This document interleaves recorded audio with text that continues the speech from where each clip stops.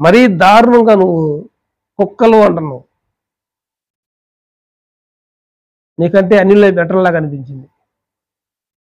ఈ విషయంలో నువ్వు ఊళ్ళో పెళ్లికి కుక్కల హడావుడి అన్నట్టుగా మందిరాలు కడదామంటే విశ్వాసులందరూ కుక్కల్లాగా పరిగెడతారు అని చెప్పి మాట్లాడుతా ఉన్నావు. విశ్వాసులు దేవుని స్వరూపంలో ఉన్న మనుషులు.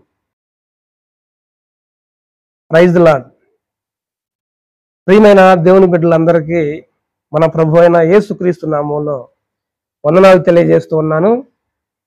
ప్రాముఖ్యంగా సహోదరులు దైవజనులు జాన్పల్ అన్నయ్యకి ప్రేమపూర్వక వందనాలు తెలియజేస్తూ ఉన్నాను. జాన్పల్ అన్నయ్య గారు, రీసెంట్గా మీరు అప్లోడ్ చేసిన వీడియో మేము చూసాము. అందులో మీరు మాట్లాడిన తీరు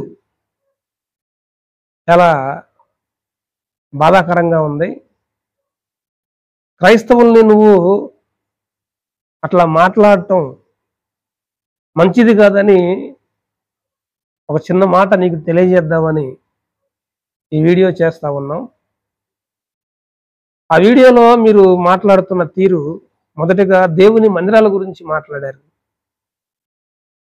దేవుని మందిరాలు అంత ఖర్చు పెట్టి కట్టడం దేనికి, తాటాకులు పాక సరిపోతుంది కదా అన్నారు. దేవుని మందిరంలో ఎంతమంది విశ్వాసులు ఉన్నారో, దేవుని మందిరం ఎంత ప్రాముఖ్యమైందో, మందిరాలు లేక ఎంతమంది విశ్వాసులు కష్టపడుతున్నారో, సేవకులు ఎంత కష్టపడుతున్నారో ఆ విషయం నీకు తెలుసుంటే దేవుని మందిరాల గురించి మాట్లాడు. ప్రాముఖ్యమైన సంగతి ఏంటంటే, దేవుని మందిరం అది దేవుడు నివసించే స్థలం అని నువ్వు మర్చిపోయి మందిరాల గురించి తప్పుగా మాట్లాడుతా ఉన్నావు. రెండవదిగా దేవుని సేవకుల గురించి మాట్లాడుతా ఉన్నావు. దేవుని సేవకుల్ని పట్టుకొని దేవుని ఆత్మచేత నడిపించబడే దైవజనులు అన్నాక అందరూ దైవజనులే. అట్లాంటి దేవుని సేవకులను నువ్వు అరే ఒరే అని మాట్లాడుతున్నావు, తృణీకరించి మాట్లాడుతున్నావు. నువ్వు దేవుని చిత్తానికి వ్యతిరేకంగా నడుస్తున్నావు అని ఒక చిన్న మాట హెచ్చరిద్దామని ఈ వీడియో చేస్తా ఉన్నావు. దేవుని సేవకుల్ని దూషించి దుర్భాషలాడి శాపాన్ని తెచ్చుకున్న వాళ్ళు బైబిల్లో ఎంతోమంది ఉన్నారు. ఆ సంగతి నీకు కూడా తెలుసు.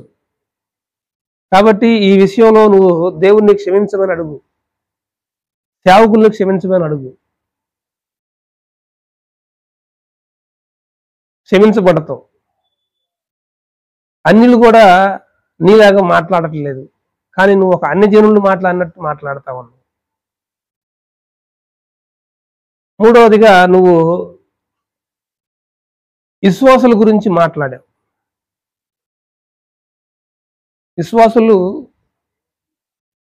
ఊళ్ళో పెళ్లికి కుక్కల హడావుడి అన్నట్టుగా మందిరాలు కడదామంటే విశ్వాసులందరూ కుక్కల్లాగా పరిగెడతారు అని చెప్పి మాట్లాడుతా ఉన్నాం. విశ్వాసులు దేవుని స్వరూపంలో ఉన్న మనుషులు. నీకు తెలియదా? ఆదికాండం చదవలేదా?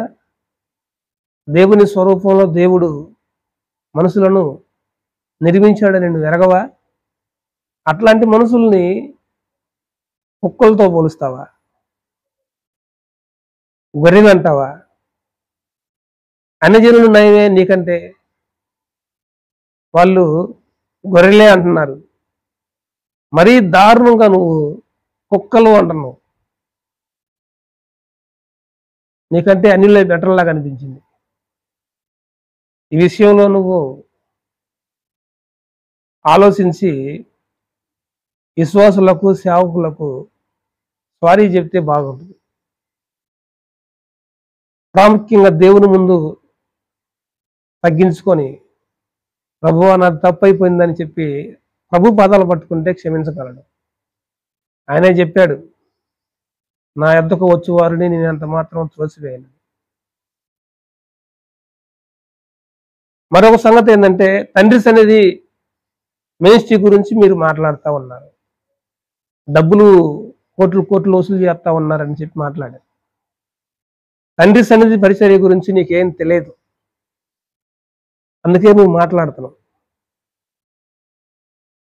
తండ్రి సన్నిధి పరిచర్య గురించి, సేవకుని గురించి నువ్వు తెలుసుకోవాలంటే 4 వారాలు ఆ మందిరంలో పరిచర్య చేయి.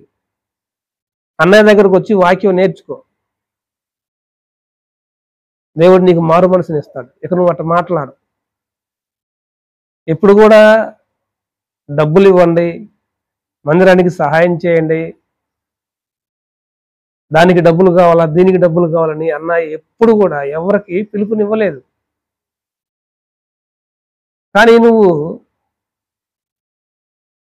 తండ్రి సన్నిధి షాలేం రాజు గారు వాళ్ళ వీడియో అప్లోడ్ చేశారు, డబ్బులు అడుగుతున్నారు, డబ్బుల కోసమే ఈ పరిచర్య అంతా చేస్తా ఉన్నారని చెప్పి మాట్లాడుతూ ఉన్నావు.